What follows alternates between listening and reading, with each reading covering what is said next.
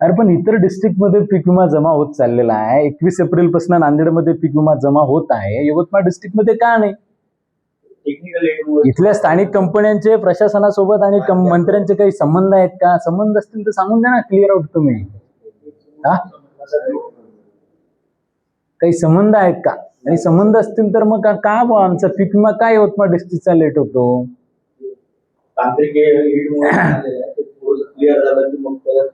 यवतमाळ जिल्ह्याचे district collector पण हा प्रश्न गांभीर्याने घेत नाहीत.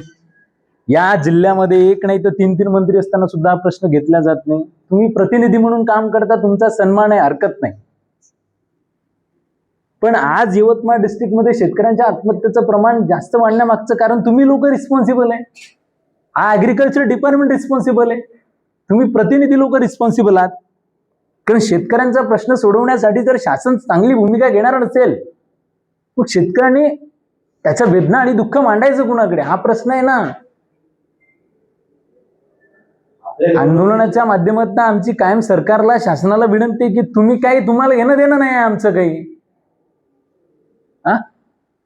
अरे आमचा बाप मेला, बाप एक नाही, आमचे 18 बाप मेले, 18 बाप. या मागच्या 26 दिवसामध्ये आमच्या यवतमाळ डिस्ट्रिक्ट मध्ये 18 शेतकरी मेले. याला जबाबदार पूर्णपणे डिपार्टमेंट ऑफ ऍग्रिकल्चर, या यवतमाळ जिल्ह्याचे जिल्हाधिकारी, या जिल्ह्याचे जिल्हा कृषी अधीक्षक अधिकारी, हे सगळे लोक रिस्पॉन्सिबल आहेत म्हणून मेला. पीक कर्जाच्या संदर्भाने सुद्धा अजूनही उपाययोजना नाही आहेत. आणि ह्याच पद्धतीने जर तुम्ही हे सगळं चालू ठेवणार असाल तर या ठिकाणी आम्ही तुमचा कायम निषेध करू. उपाययोजनेच्या संदर्भाने या जिल्ह्याच्या जिल्हाधिकाऱ्याने एकतरी बैठक घेतली का? पीक विमा मिळाला नाही का? नाही मिळाला, कारण दिलीत का? रिझन्स प्रोव्हाइड केलीत का? अरे तुमच्याकडे कॅल्क्युलेशन नाहीये, डाटा नाहीये, स्टॅटिस्टिकल कुठलंच काही नाहीये तुमच्याकडे. आज नाही उद्या तुम्ही डेट द्या की आज पीक विमा मिळेल, उद्या मिळेल, आम्ही थांबतो.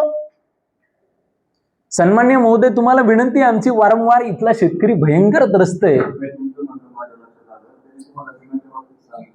सर काय टेक्निकल काहीच नाही हो, काहीच नाही ना. काय प्रॉपर काय मिळताय तुम्ही सांगा ना आम्हाला. तुम्ही काहीच नाही ना. आपल्या स्तरावरून आपल्या सगळं घडलेलं आहे.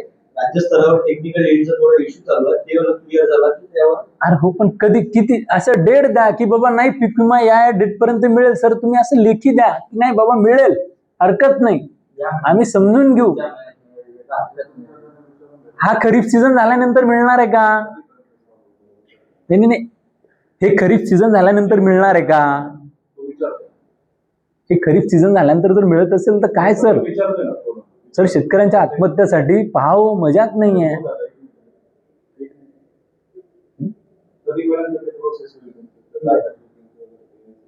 हा काही लढा काय आमच्या वैयक्तिक घरचा दारचा नाही, शेतकऱ्यांचा प्रश्न आहे बुवा, म्हणून आम्ही लढतोय, पोटतिडकीनं मांडतोय.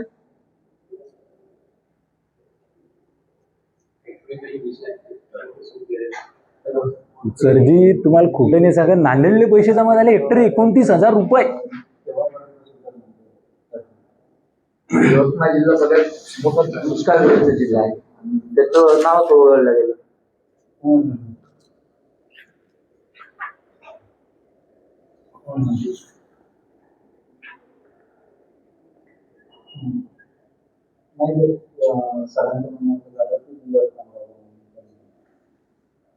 दिवस सांगा एखादी गाडी द्या.